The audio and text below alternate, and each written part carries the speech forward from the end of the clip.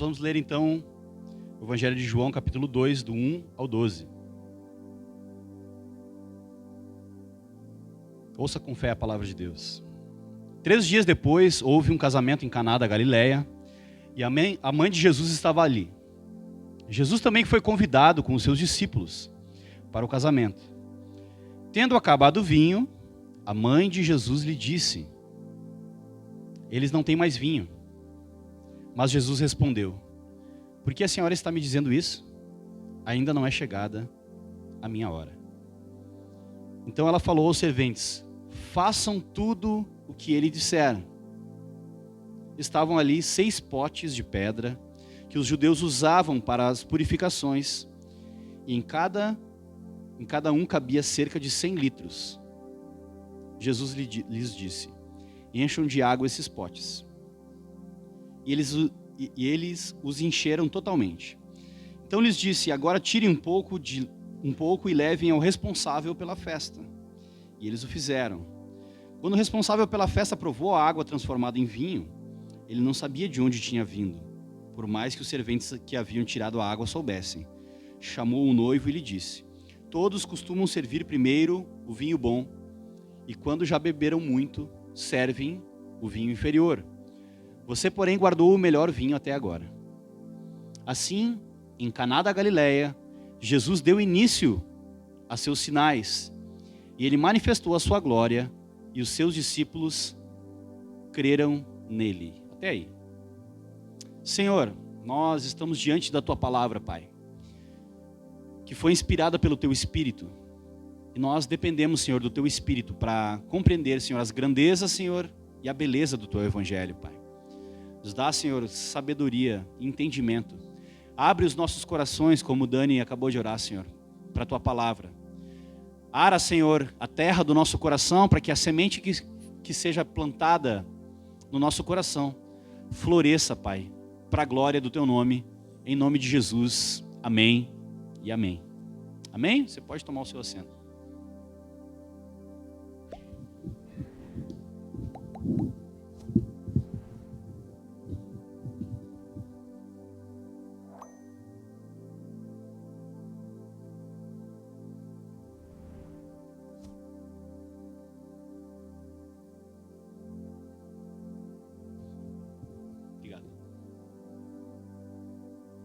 Esse é um texto bem conhecido, né?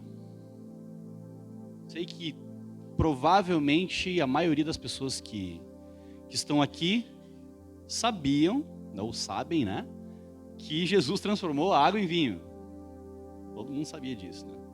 Agora a pergunta que não quer calar é: por que ele transformou a água em vinho? Por que ele transformou a água em vinho? Essa é uma pergunta que nós precisamos fazer para esse texto. Porque aí é que está, né, o X da questão. Nós cremos que Jesus tem poder para transformar a água em vinho. Mas agora a gente precisa fazer algumas perguntas para esse texto, para entender o porquê Jesus transformou a água em vinho, porque ele transformou a água em vinho em um casamento. Todas essas coisas têm um sentido. E os pregadores, às vezes mais emocionados, gostam de viajar bastante nesse texto, com simbolismos e invenções. Existe sim um simbolismo para esse texto. E eu quero ser o máximo fiel ao texto para poder desvendar com vocês isso nessa noite. Eu chamei essa pregação de spoiler da verdadeira purificação. Só para contar uma curiosidade assim, que não tem muito a ver com o texto, mas só para a gente se conhecer melhor. A musiquinha é o fundinho de worship para a pregação. Isso aí foi boa, hein? Não foi combinado isso aí. Já se emocionaram? Já estão com o coração preparado agora? Tá bom, então vamos lá. Só para contar uma curiosidade, então, já que a gente está nesse clima mais descontraído, foi por causa desse texto que eu descobri que eu queria ser pregador, sabia? Foi por causa desse texto. Como é que isso aí aconteceu?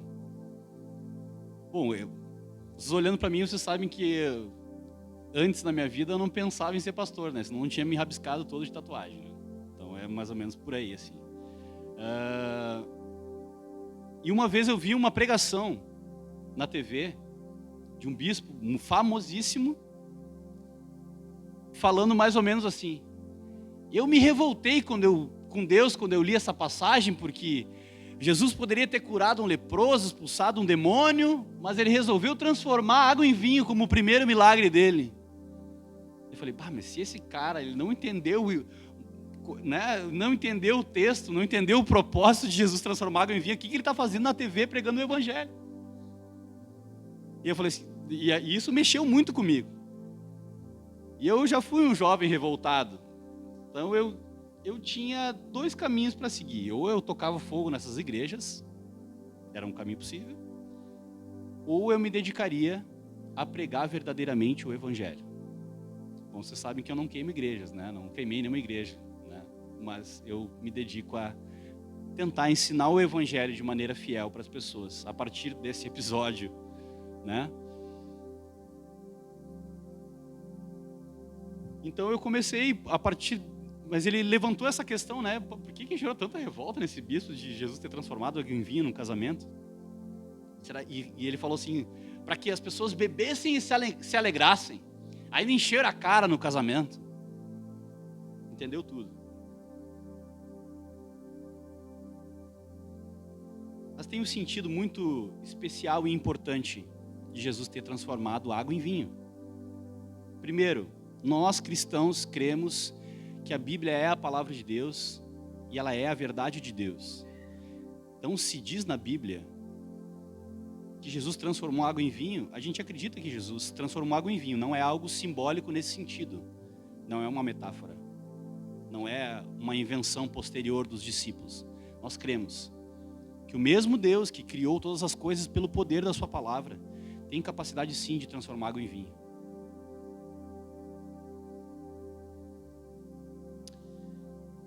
Naquela época, casamento era uma coisa que tinha muito mais valor e importância e peso do que se tem hoje em dia. O casamento era um evento social. Toda a sociedade da época participava do casamento.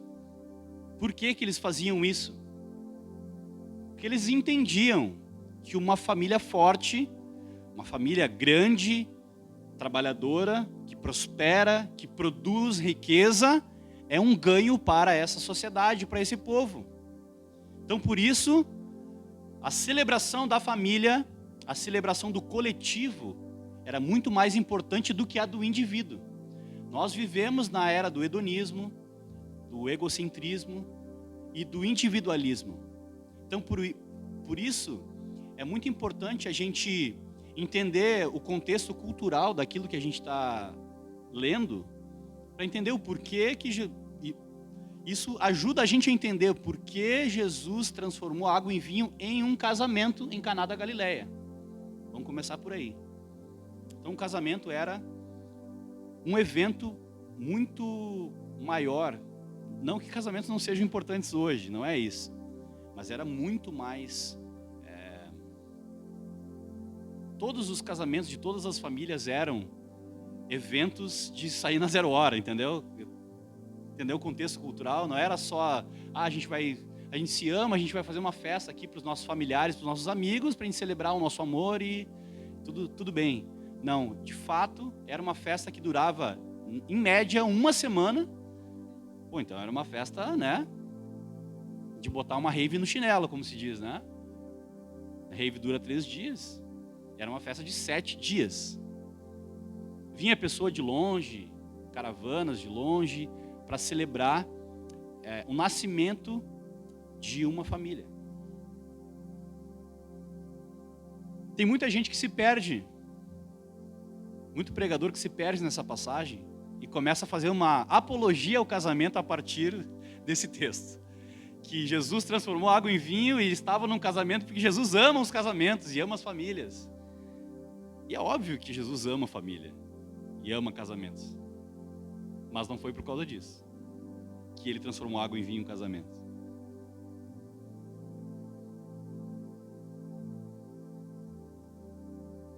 Por que Jesus resolveu se revelar e mostrar a sua glória em uma festa de casamento? Acho que isso é importante para a gente entender todo o texto, é que não foi apenas um milagre. E Jesus não fazia milagres para se aparecer. Não é tipo os super-heróis da Marvel que vocês gostam, assim, que ele traz com o poder do pensamento um copo de água para ele mesmo. Não era esse tipo de demonstração de poder de Jesus. Jesus dava sinais, vislumbres da sua própria glória, para que as pessoas entendessem e reconhecessem Ele como Deus. Isso é importante. Então, não foi um simples milagre ou uma ocorrência que aconteceu ali, já que Jesus está na festa aqui, acabou o vinho, vamos perguntar para ele aqui, ele vai dar um jeito aqui para nós. Aconteceu aí? Não. Como diria o Chapolin Colorado, né, os movimentos de Jesus são friamente calculados. São friamente calculados. Então foi de propósito que Jesus, assim como foi de propósito que Jesus foi para a cruz do Calvário, foi de propósito que ele transformou água em vinho num casamento. Eu sei que eu baixei o nível com o Chapolin Colorado, né? Eu falo de filósofo e tal, mas hoje foi ruim, foi mal. Casamento.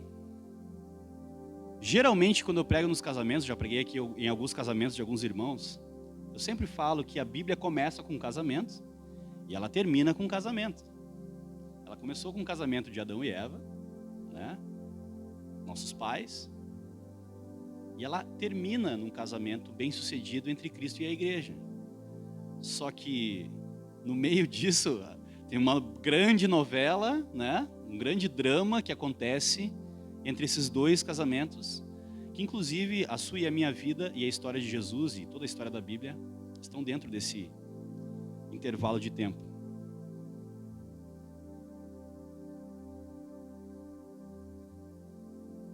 Um cara chamado Reynolds Price, ele era um escritor. Ele escreveu um livro chamado Os Três Evangelhos. Ele fez uma comparação entre o Evangelho de João e o Evangelho de Marcos, e ele escreveu um terceiro evangelho. Ele era um especialista em literatura inglesa.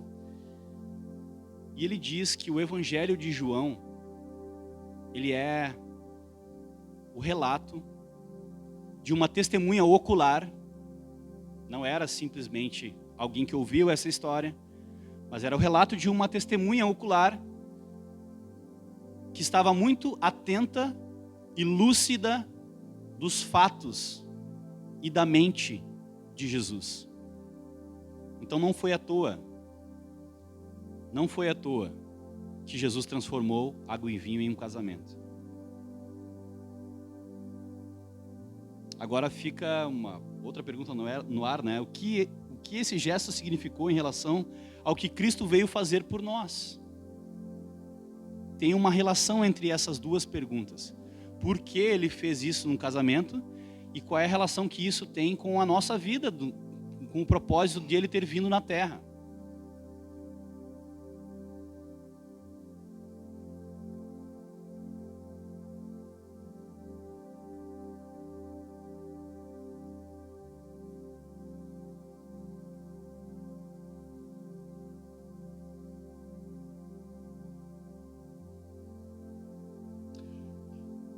Eu quero seguir aqui o texto.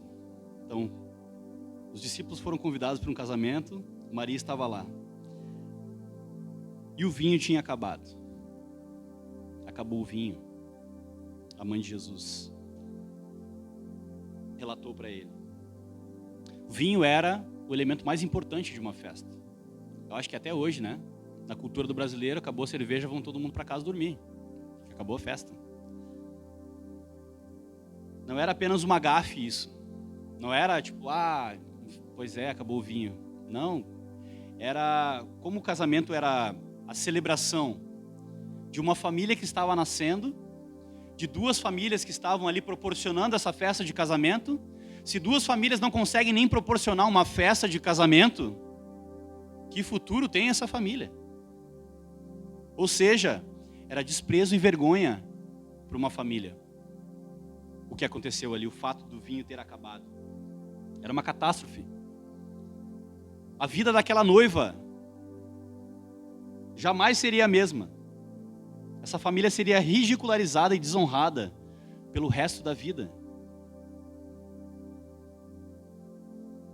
É necessário que esse encontro de Jesus, e eu não sei se vocês pararam para perceber, o texto dá vários detalhes do que aconteceu nesse casamento, vários detalhes sobre o milagre, mas não diz o nome do noivo e da noiva.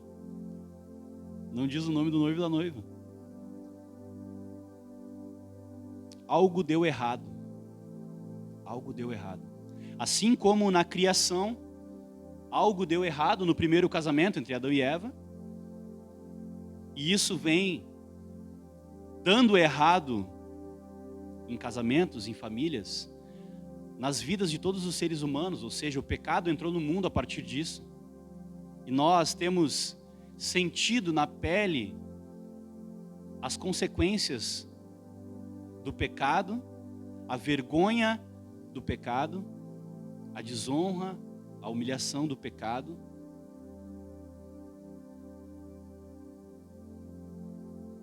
Alguma coisa precisa ser feita.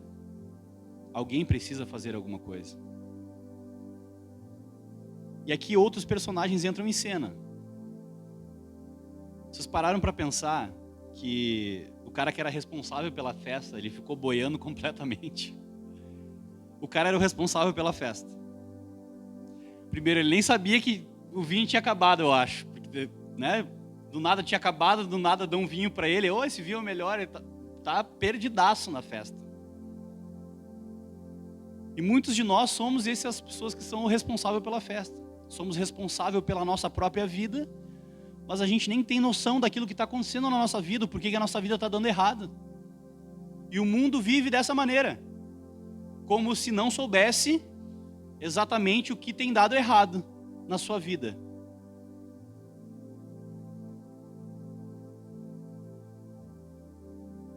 Essa passagem é uma passagem que gera muita controvérsia, né? Primeiro, pelo fato do milagre. Segundo, pela forma que Jesus fala com a própria mãe. Na versão mais antiga, Jesus fala assim: a mulher que tenho eu contigo, não é chegado a minha hora. O Noah falaria: oxe, falando assim com a mãe. Mas mulher não era um termo pejorativo naquele contexto cultural. Tanto que na hora da crucificação, quando o mesmo João e Maria estão diante da cruz, ele fala: mulher, eis aí o teu filho, filho, eis aí a tua mãe. Não era uma colocação pejorativa para a época. Mas aqui mostra o coração de Jesus. Quando eu falei que João é alguém atento aos fatos, a mente, ao coração de Jesus, é isso que esse escritor falou a respeito de João.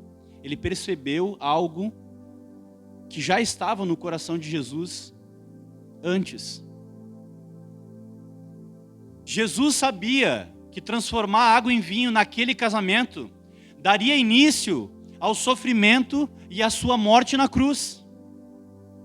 É por isso que ele revela essa inquietação, essa ansiedade, essa talvez inadequação para o momento. Jesus sabia exatamente o que estava acontecendo. Jesus sabia que tinha acabado o vinho. Jesus sabia que o mundo estava indo de mal a pior. E esse contexto, essa história, mostra a realidade de toda a humanidade. Toda a humanidade está indo de mal a pior. As nossas vidas tinham tudo para dar errado.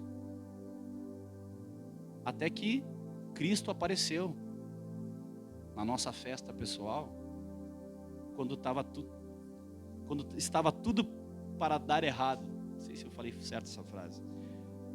Quando tinha tudo para dar errado na nossa vida, Cristo apareceu.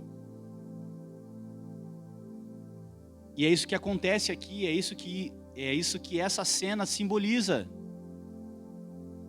A humanidade é esse casamento que tem tudo para dar errado.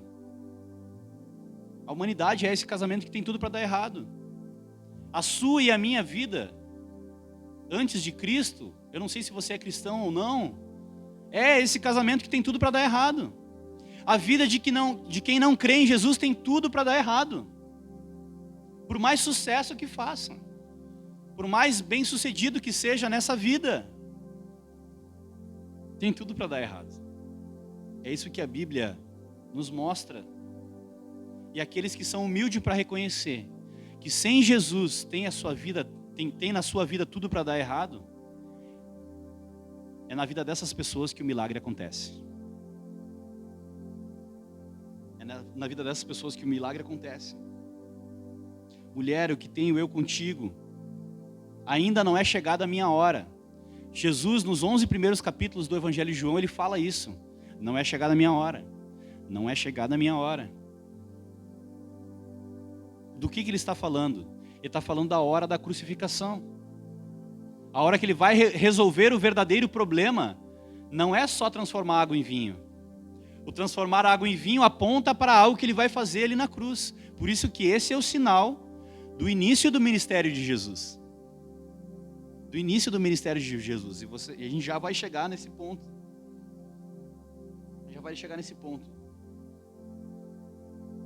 Uma coisa que é importante aqui eu ressaltar sobre essa afirmação de Maria, esse diálogo entre Jesus e Maria, uma pregação bem expositiva, né? Abordando todos esses detalhes, é que isso desmistifica, né, a veneração e a idolatria da Igreja Católica em relação a Maria. Por quê? Olha o que Jesus responde para Maria. O que está estampado aqui é que nem a mãe de Jesus não o impediria de seguir os planos do Pai. Nem a sua mãe carnal não teria, nem suplicando, nem implorando poder para mudar os planos de Deus que Jesus estava prestes a colocar em prática. Aliás, se eu puder fazer uma brincadeira aqui, eu sou seguidor de Maria. Por que eu digo que eu sou seguidor de Maria? Olha o que Maria responde. Ela diz para os caras: façam tudo o que ele disser.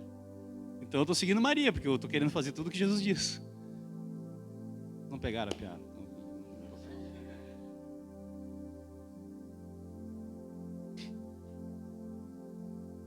Os caras assustados com o fato que eu falei que eu era seguidor de Maria, né? Tá, foi mal.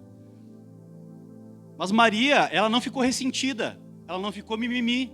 Não ficou maguari. Por quê? Porque ela entendeu. Jesus é o Filho de Deus, ele tem uma missão.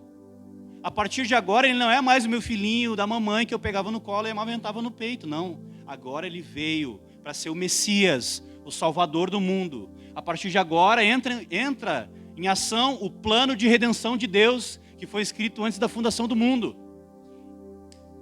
Ela entendeu, a partir do Espírito Santo. O mesmo Espírito Santo que revelou para ela que ela daria luz a Jesus, esse mesmo entendimento que ela teve, que ela teria Jesus e que ela seria a mãe do Messias, o Salvador do mundo, ela entendeu. A partir de agora, ele não é mais apenas o meu filho. Agora ele começa o ministério do Salvador do mundo.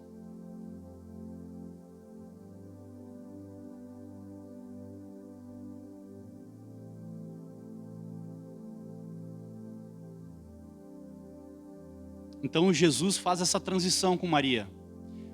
Gentilmente, ele coloca, né, ele traz Maria apenas de mãe natural para discípula. Maria não é só a mãe de Jesus que ficou ressentida porque ele não falou do jeito certo com ela.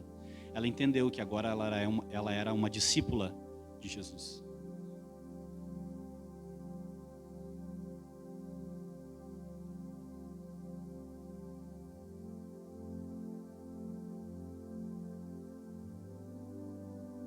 Maria era uma mulher piedosa.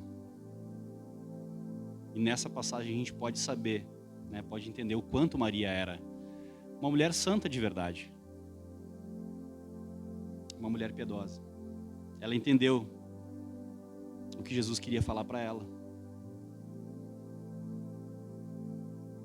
Façam tudo o que ele disser.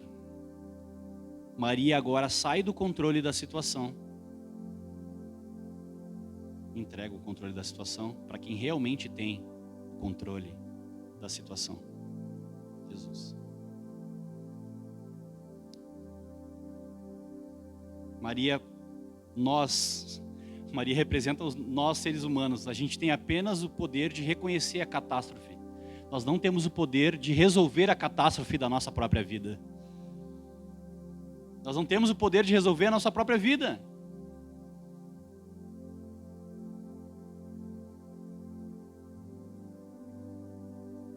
Você pode até acreditar em coaching e tudo mais. Acredite em você, você tem o poder de mudar o seu destino. O eterno não. Pode mudar algumas coisas aqui, você pode ser uma pessoa disciplinada, esforçada, mas o futuro eterno da sua alma, quem determina é o Senhor Jesus, o Senhor da história.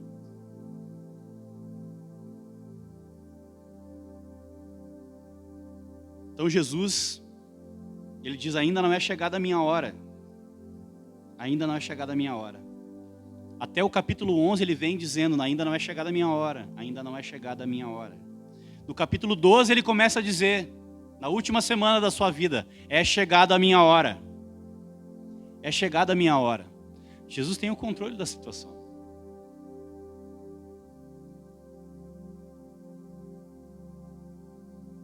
É chegada a hora em que eu vou consertar a vida daqueles que arruinaram a própria vida.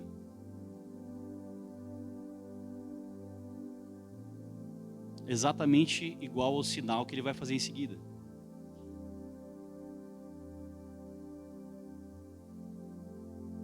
O homem se coloca nessa situação.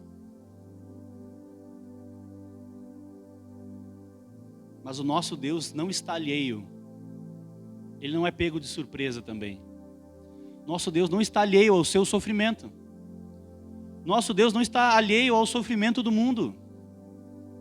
Esse encontro, essa apresentação, esse cartão de boas-vindas de Jesus, ele está dizendo, vocês estão desbaratinados como esse mestre de cerimônias aí que nem sabe de onde é que vem o vinho.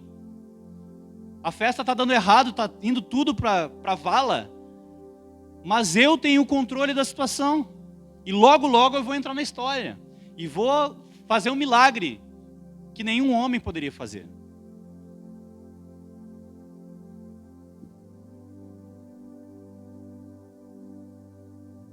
Jesus veio trazer alegria para aquela festa, resolver a catástrofe instaurada por culpa do homem, que causaria dor, sofrimento e angústia. Mas só Ele poderia prover o vinho que resolveria o problema.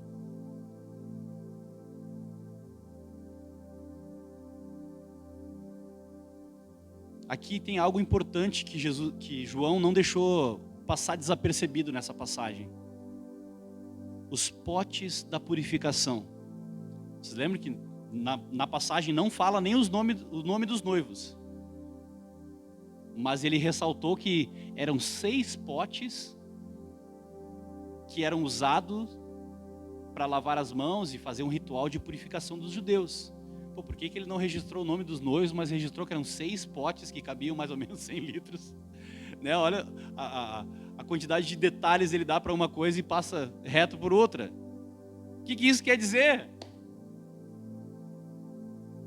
Primeira coisa que isso quer dizer. Aqueles potes de purificação que eram da lei dos judeus, a lei de antigamente, não tinha poder para lavar a vida do homem plenamente. A água não purifica pecado, só o sangue purifica pecado. É isso que isso simboliza. Ou seja, eu não sei se vocês já passaram por uma experiência de cometer um pecado terrível. Eu não sei se algum dia vocês já se sentiram sujos por causa do pecado. Vocês já se sentiram assim? Sujo por causa do pecado? Eu já me senti assim várias vezes. Quando eu recaía na droga, eu me sentia assim. Eu queria tomar banho para ver se aquela água me limpava, me tirava daquela situação. Mas a água não tinha poder para... Poderia me causar um bem-estar momentâneo, mas só o sangue de Jesus poderia me purificar verdadeiramente. É isso que esses potes representam. Que a água não tem poder para limpar a nossa vida. Só o sangue de Jesus tem. Só o sangue de Jesus tem poder, né? Até na novela eles falam: o sangue de Jesus tem poder, e eles têm razão. O sangue de Jesus tem poder para nos purificar e para nos limpar de todo o pecado. Então os judeus faziam esse tipo de lavagem de mãos. Será que seria álcool gel nos dias de hoje? Mas a ideia é mais ou menos a mesma, de se limpar. E Jesus transformou aquilo num sinal. Então, essa purificação que seria promovida pelo sangue de Jesus, ela teria um resultado na vida daqueles que provassem dessa verdadeira purificação. Mas o que isso tem a ver com a nossa vida? Tem tudo a ver com a nossa vida. Aqueles que provaram do vinho que Jesus transformou, aquela água que Jesus transformou em vinho, o próprio mestre de cerimônia, esse era o melhor vinho. Era o melhor vinho. E o vinho sim tem uma simbologia na Bíblia. Eu sei que no Brasil, na cultura evangélica, bebida alcoólica é uma coisa que é demonizada. Mas na cultura bíblica não. Na cultura bíblica, vinho é sinônimo de alegria. Alegria. Algo que é uma alegria experimentável. Quando eu falo aqui, várias vezes eu já falei sobre isso, de que não adianta a gente entender o evangelho com a mente, se nós não provarmos do evangelho. O meu esforço aqui, nessa noite, é para dizer para vocês que o evangelho ele é provável. Lá no Salmo 34 diz: ó, provai e vede que o Senhor é bom. E a ideia é a mesma. Toma isso aqui e vê que é bom. Toma um gole desse vinho. E eu gostaria que vocês bebessem um gole desse vinho do Senhor hoje. Que vocês saíssem daqui renovados. Porque a pregação do evangelho, ela é um meio de graça. É um meio de você provar o evangelho. Eu não sei como é que você chegou aqui. Se você chegou cansado, sobrecarregado, oprimido. Se você chegou triste, ansioso. Mas hoje eu gostaria que você bebesse um pouco do vinho que Jesus transformou. E como é que a gente bebe desse vinho? Lembrando da sua crucificação. Lembrando que Ele morreu pelos nossos pecados. Lembrando que a nossa vida tem solução sim em Cristo. Tem solução, há esperança para você, há esperança para mim. Por mais pecador que eu seja, há esperança para mim e para você. Essa é a mensagem. E é por isso que Jesus transformou água em vinho, então revelei. Para mostrar que há esperança. O casamento não está perdido. A sua vida tem solução. E a solução é encontrada somente em Jesus. Só Ele tem poder de transformar a sua vida, que é uma água, em vinho. E é por isso que esse era o sinal. O vinho, além de simbolizar a alegria, ele também simboliza o sangue de Jesus. Não foi isso que Ele fez na última ceia? Esse é o cálice da nova aliança no meu sangue. Uma nova aliança. A aliança antiga ficou para trás. Eu não sou mais condenado. Não sou mais condenável. Porque agora Cristo morreu no meu lugar. E por isso eu posso beber desse vinho e desfrutar. Eu olho para o Rodrigo, agora eu lembro de alegria. Ficou marcado para mim essa pregação da alegria. Porque Cristo quer que a gente experimente sim alegria aqui nessa vida. Eu gosto muito de teologia reformada. Gosto muito de ver pregadores reformados. Mas eu vejo que a galera que gosta de consumir teologia reformada dá muita ênfase para o pecado, né? Dá muita ênfase para alguns pontos do calvinismo ou alguns pontos da teologia reformada. Mas a teologia reformada fala que a esperança de quem crê em Cristo é eterna. Nós temos segurança de salvação, plena alegria e comunhão com o Pai. É isso que a teologia reformada fala sobre a Bíblia. Então não adianta só ficar, ai, coitadinho de mim, sou totalmente depravado, né? E alegria. A boa doutrina gera alegria nos nossos corações. Um conhecimento pleno das Escrituras e um pleno conhecimento de Deus gerem sim em nós esperança e alegria. Ou nós estamos lendo o Evangelho errado. Ou nós estamos lendo o Evangelho fragmentado, como os pentecostais que os reformados se ridicularizam. E se acham os bambambam. Também estão errados. A gente tem que ler o Evangelho completo. O Evangelho completo produz uma redenção completa que inclui alegria, plenitude de espírito.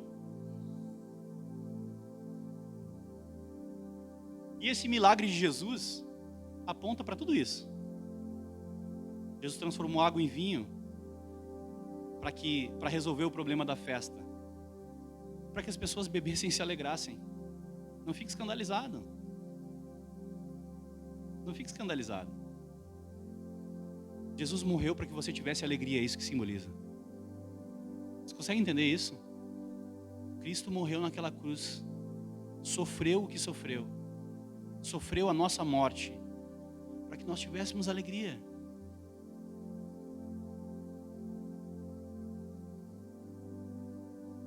Eu sei que tem irmãos que têm dificuldade, que têm depressão, que sofrem de ansiedade. Outros que são mais melancólicos, têm uma tendência mais melancólica. Quando eu falo sobre alegria, eu falo como alguém que tem fé. Porque tem dias que eu também não sinto dessa alegria. Também é uma luta para mim. Eu também sou uma pessoa melancólica. Não é uma questão de temperamento. Não é mais uma questão de temperamento, é uma questão de fé. Eu tenho fé que Deus morreu, Jesus morreu naquela cruz para me dar alegria, mesmo que eu não esteja sentindo ela hoje. Consegue entender? Não é o que eu sinto que determina o que Deus diz.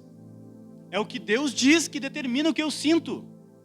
E eu me conformo à palavra de Deus. Eu busco me conformar à palavra de Deus. Então não há espaço para vitimismo e conformismo para aqueles que creem na Bíblia e na palavra de Deus. Não há espaço para isso. Mesmo que você não esteja sentindo isso hoje, Cristo morreu naquela cruz para que você tivesse alegria. Saia com isso no seu coração. Faça essa oração. Senhor, eu creio. Você pode fazer essa oração a partir de hoje. Senhor, eu creio que Tu morreu no meu lugar para que eu tivesse alegria.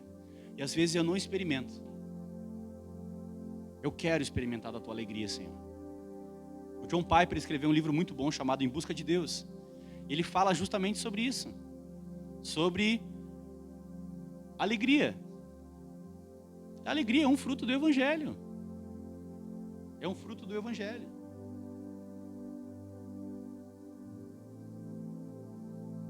Irmãos, a redenção que Cristo conquistou na cruz por nós é completa. A gente não experimenta ela completamente agora, mas a gente experimenta de maneira temporária tudo o que ela representa. Compreenderam? A redenção representa muitas coisas. Muitas áreas da nossa vida são tocadas pelo Evangelho e pela redenção que Cristo conquistou lá na cruz. Nós precisamos experimentar isso nessa vida. Quando a gente fala lá em Gálatas 6 sobre o fruto do Espírito, parece que algumas pessoas têm a paz, mas nunca vão ter do domínio próprio. Não faz sentido isso. O Espírito produz um fruto. Esse fruto é alegria, olha, paz, longanimidade, paciência, domínio próprio. E nós experimentamos de tudo isso que é gerado pelo Espírito. Não é só um gominho da bergamota. São todas as vitaminas dessa fruta. E é isso que a redenção produz em nós. É isso que o Espírito Santo produz em nós.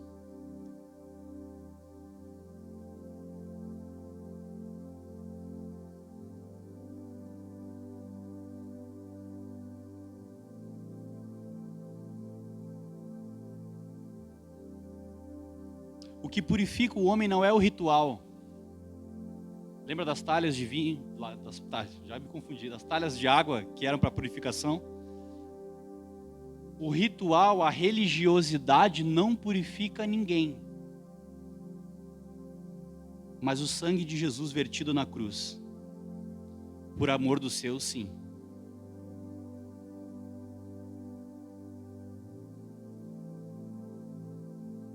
Jesus começa a apresentar, a partir desse feito, uma nova ordem, uma nova maneira. Se a gente lê João inteiro, Jesus vai propor essa revolução. Transformou água em vinho, uma velha prática de purificação com água na nova aliança. O que Jesus diz para Nicodemos? É necessário nascer de novo. Transformação. No final do capítulo 3. No final do capítulo 2, ele diz que ele vai destruir esse templo, e vai reconstruir o templo em 3 dias. Ou seja, o templo não é mais aquele. O templo é esse, que vai ser destruído e vai ser reconstruído em 3 dias.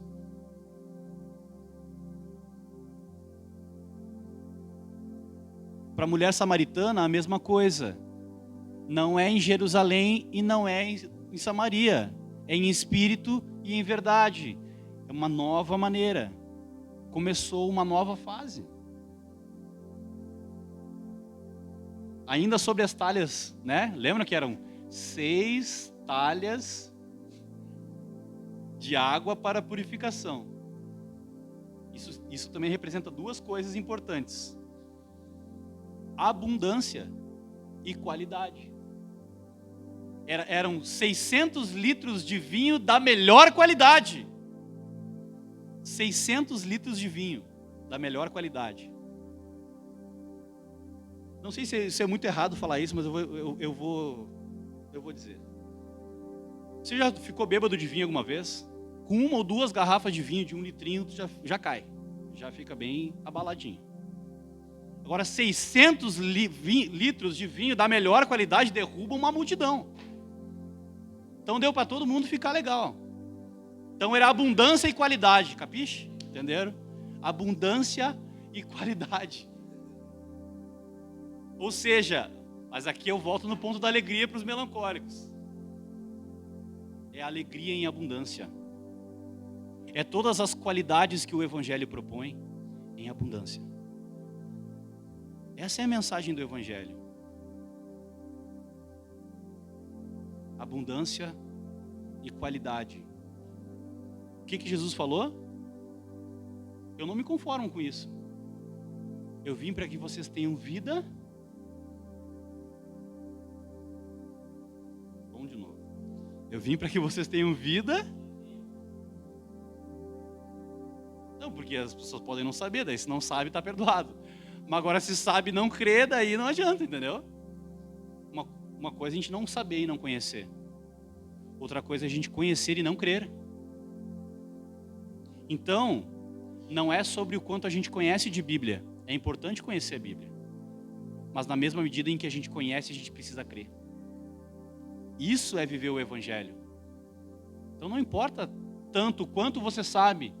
Ah, mas eu cheguei ontem na igreja. Cara, mas se tu chegou ontem na igreja e tu bebeu desse vinho, glória a Deus.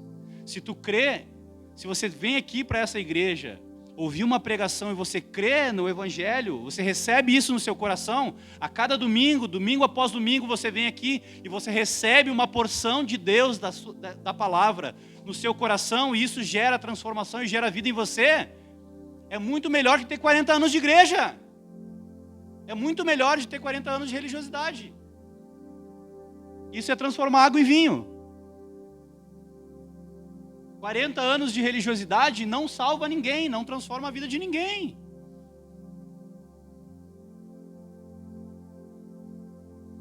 Mas uma pregação, se você abrir o seu coração hoje, estiver disposto a beber desse vinho hoje, você vai sair daqui alegre e vai provar que o Senhor é bom.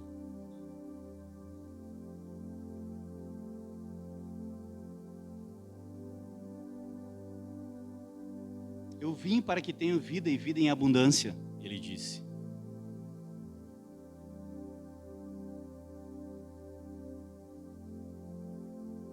Virou um jargão bobo a gente dizer que Deus é bom. Deus é bom. Tipo, não, Deus é bom. Ele é muito bom. Deus é sempre bom. Deus é maravilhosamente bom. Abundantemente bom. 600 litros de bondade. 600 litros de graça. 600 litros de alegria. 600 litros de vida abundante. Esse é o nosso Deus. Ele não faz qualquer milagre. Então, vocês viram que transformar água em vinho não foi um milagre ocasional? Não foi tipo Mr. M, assim, não foi uma demonstração de poder, não era Avengers, não era o filme do Avengers, não era nada disso. Era Deus revelando o seu caráter, o seu amor, a sua graça e o tamanho da sua bondade para conosco.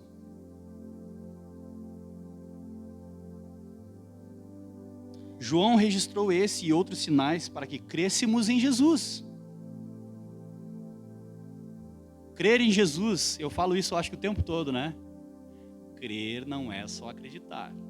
Falei isso ontem. Crer é confiar. Crer não é só acreditar. Crer é confiar. Uma coisa é eu dizer que eu conheço o Rodrigo. Outra coisa é eu dar a chave da minha casa para ele quando eu estiver viajando. Eu não dou a minha chave da minha casa para qualquer pessoa que eu conheço. Mas eu dou a chave da minha casa para quem eu confio. Entenderam a diferença? Então, crer não é só dizer que acredita. Eu creio no Evangelho. Creio mesmo? Eu creio em Jesus. Creio no Evangelho. Você deposita a sua esperança e a sua confiança no Evangelho?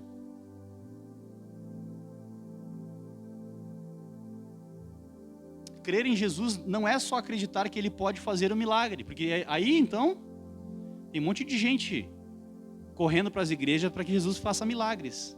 Muitas pessoas, inclusive os copeiros, acreditavam no milagre de Jesus. Eles viram com os próprios olhos que Jesus transformou a água em vinho. Mas isso não transforma automaticamente os copeiros em discípulos de Jesus. Deus pode fazer um milagre na sua vida. Eu não virei neopentecostal por dizer isso. Deus pode fazer um milagre na sua vida. Mas se você não se tornar um discípulo verdadeiro de Jesus, você vai ser alguém que vai para o inferno tendo recebido o milagre de Deus na sua vida. Olha que absurdo. Consegue entender? Alguém que recebeu o milagre de Deus. Eu conheço muitas pessoas que foram curadas de câncer, foram curadas de não sei o quê, e viraram as costas de novo para Deus. Viraram as costas para o Senhor. Ou seja, mesmo tendo visto o vinho dentro do copo, isso não foi suficiente para que as pessoas se tornassem discípulos de Jesus. Então, talvez você nunca receba um milagre na sua vida. É ruim dizer isso, né? Mas se você for um discípulo de Jesus, o maior milagre de todos, que é a salvação da sua alma, vai acontecer. E esse é o mais importante. Esse é o mais importante.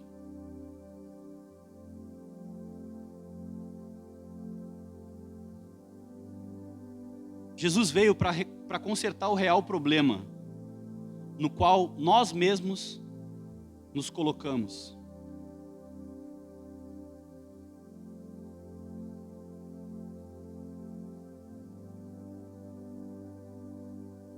Tive um encontro com Jesus e Ele transformou a minha vida.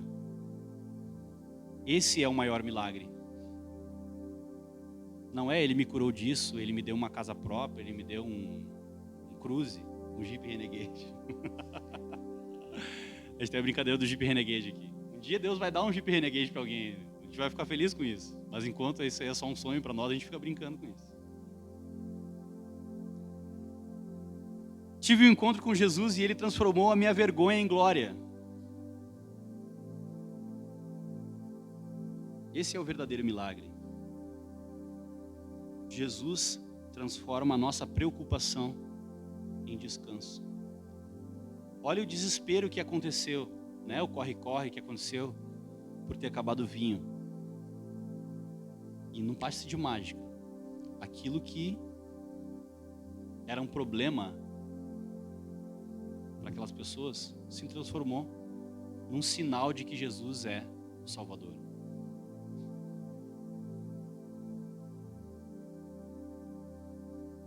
No final do texto, eu já estou encerrando.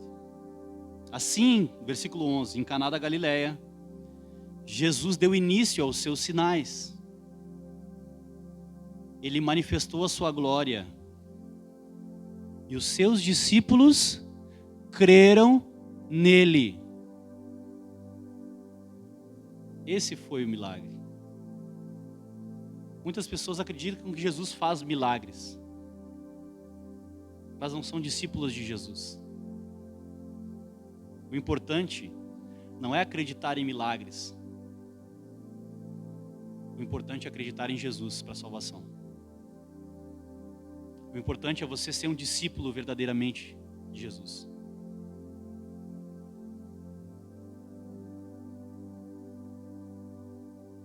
E o que isso implica?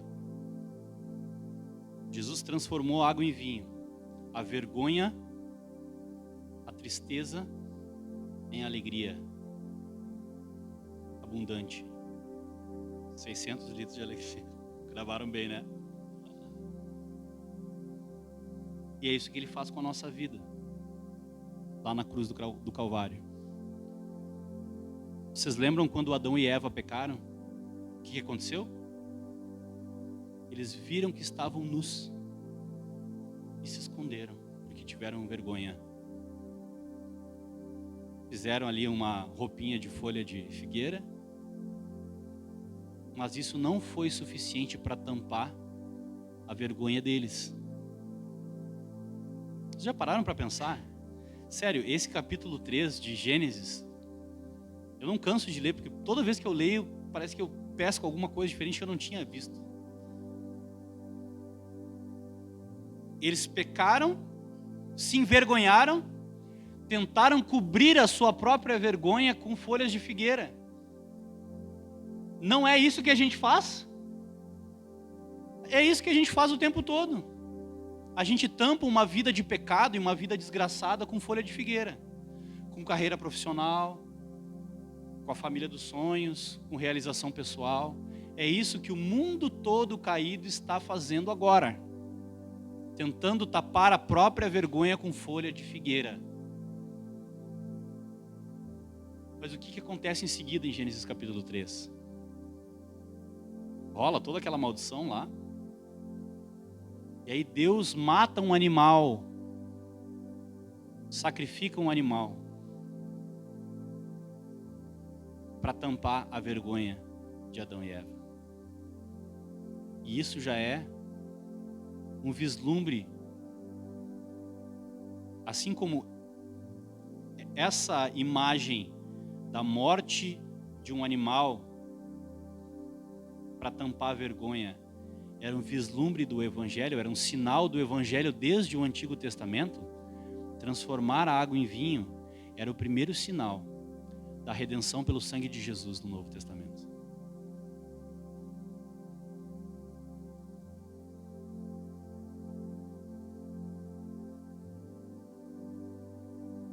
Só tem uma coisa que pode resolver o nosso problema da vergonha,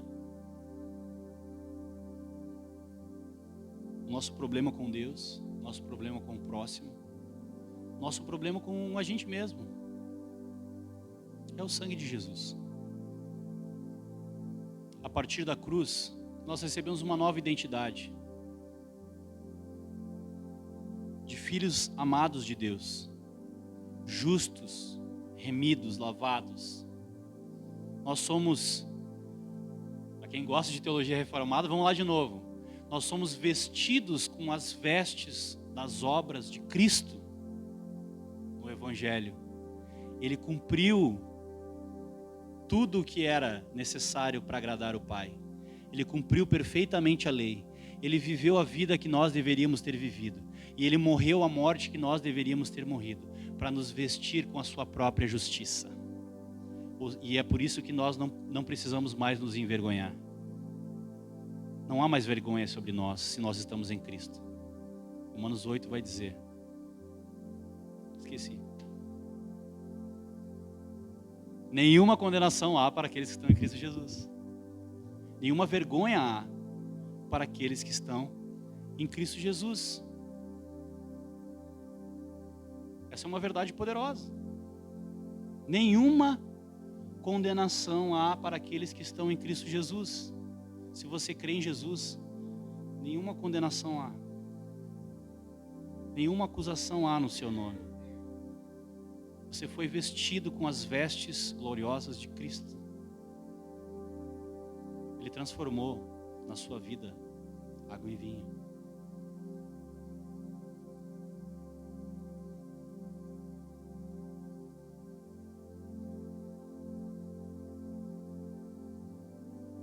Crer na redenção, eu estou encerrando pela segunda vez. Crer na redenção é crer que no fim, o sacrifício de Jesus não é só para essa vida. E também não é só na vida futura. Eu acho que esse é um erro que as pessoas fazem. Não sei se é os pregadores que pregam mal isso, mas eu queria pensar isso com vocês rapidamente. Tem pessoas que querem uma redenção só aqui e agora.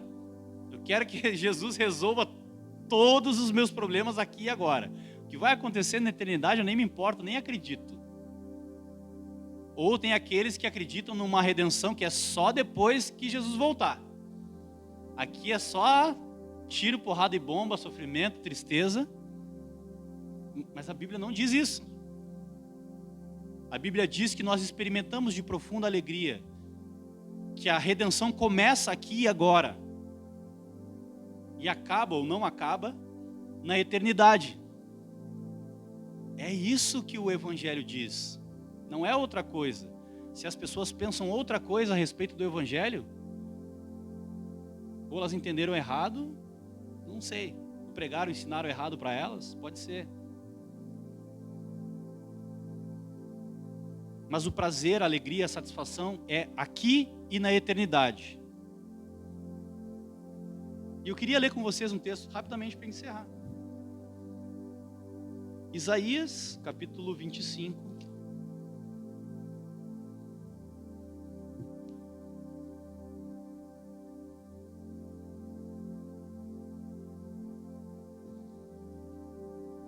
Dois versículos, 6 a 8. Vou ler rapidamente. O Senhor dos exércitos dará neste monte um banquete para todos os povos. Será um banquete de carnes suculentas e vinhos envelhecidos, bem clarificados. Neste monte, ele acabará com o pano que cobre todos os povos da vergonha. Entre aspas, né? Minha tradução aqui. Neste monte ele acabará com o pano que cobre todos os povos e com o véu que está posto sobre todas as nações. Tragará a morte para sempre, e assim o Senhor Deus enxugará as lágrimas de todos os rostos e tirará da terra o vexame do seu povo, porque o Senhor falou. Naquele dia se dirá: eis que este é o nosso Deus, em quem esperávamos, e ele nos salvará. Este é o Senhor a quem aguardávamos. Na sua salvação exultaremos e nos alegraremos. Amém? Amém. É nisso que nós cremos. Essa é a verdadeira redenção. Então, crer na redenção é crer que no fim dessa realidade, essa realidade será tão extraordinária, a nova realidade será tão extraordinária, a alegria tão incrível, a satisfação tão impressionante, que a vida mais sofrida nessa terra, os momentos mais tristes de nossa existência, serão apenas como uma noite em um hotel ruim. Essa é a nossa esperança. Essa é a verdadeira esperança do Evangelho. Poxa, se isso não produz alegria, alegria. Vamos fechar os nossos olhos?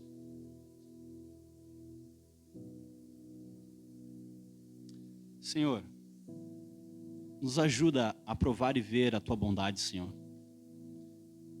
Que o nosso coração, Senhor, seja encharcado desse vinho nessa noite, Deus. Um vinho santo que produz alegria nos nossos corações. Nos ajuda a desfrutar das verdades do Teu Evangelho. Nos ajuda a nos alegrarmos em Ti, Senhor. Senhor, nos ajuda nas nossas dificuldades físicas.